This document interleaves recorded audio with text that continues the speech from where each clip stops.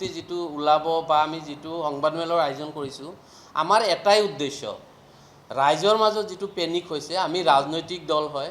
সকলোৰে সমস্যা আমি বুজি পাওঁ আজি ৰাইজে যেটো বিপদত পৰিছে যেটো ক্লিয়াৰিফিকেশ্যন ৰাইজে বিচাৰি আছে ভীতিগ্ৰস্ত হৈছে সেই অনলি সেই ক্লিয়াৰিফিকেশ্যনটোৰ কাৰণে আমি সংবাদমেলখন আয়োজন কৰিছোঁ আমি কোনো গভৰ্ণমেণ্টক দোষাৰোপ কৰিব বিচৰা নাই সেই সময়ত বিপদৰ সময়ত সকলোকে সহায় কৰিছে সেইটো আমি ভাল পাইছোঁ কিন্তু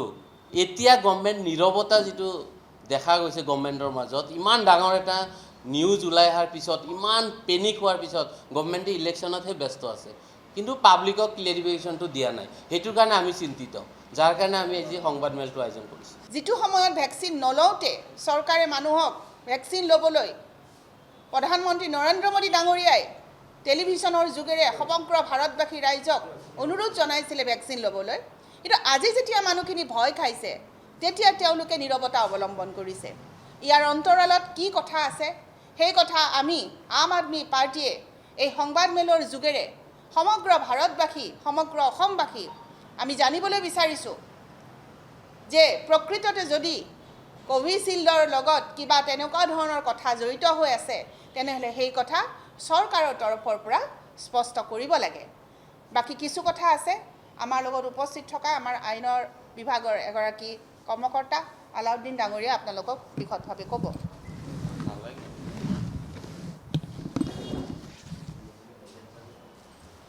বাইদেৱে গোটেইখিনি কথা কৈছে বেলেগ আমাৰ একো ক'ব লগা নাই আমি এটাই জাষ্ট ক্লিয়াৰিফিকেশ্যন বিচাৰিছিলোঁ যে যেটো সময়ত যেতিয়া পেনিক সময় আছিলে ৰাইজৰ মাজত যেতিয়া ইমান পেনিক আছিলে যে ভ্যাকচিন নোলোৱাকৈ মানুহ ওলাব পৰা নাছিলে গভৰ্ণমেণ্টে ইমান ধুনীয়া তৎপৰতা দেখাইছিলে মানুহক সহযোগ কৰিছিলে পাব্লিকে ভাল পাইছিলে যে হয় আমাৰ জীৱনটো বচাবলৈ চৰকাৰে ইমানখিনি কৰি আছে সবকে ভ্যাকচিন দি আছে য'ত 95% ইলিজিবল মানুহৰ 88% মানুহে ভ্যাকচিন লৈছে আজি 88% মানুহ আপুনি 80 কৰোৰৰ ওচৰত মানুহ যেতিয়া ভ্যাকচিন লৈছে গোটেই মানুহখিনি এতিয়া নিজকে মানে সজাগ আৰু নিজকে ভাবি আছে যে আমি এতিয়া সেফ আমি ভ্যাকচিন লৈছোঁ আৰু কোনো ধৰণৰ প্ৰব্লেম নহয় কিন্তু আজি যেটো নিউজ ওলাইছে আজি যেটো কোম্পানীৰ কথা কোৱা হৈছে আমি কোম্পানীটোৰ নাম নকওঁ ইউকে এখন আদালতত যেটো স্বীকাৰ কৰিছে যে ক্লটিং হয় বা এটো এডমিট কৰা কথা যেটো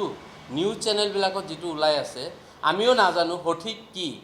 আমি এটা কথাই বিচাৰোঁ যে গভৰ্ণমেণ্টে যেটো তৎপৰতাৰে ভ্যাকচিন লগাইছিলে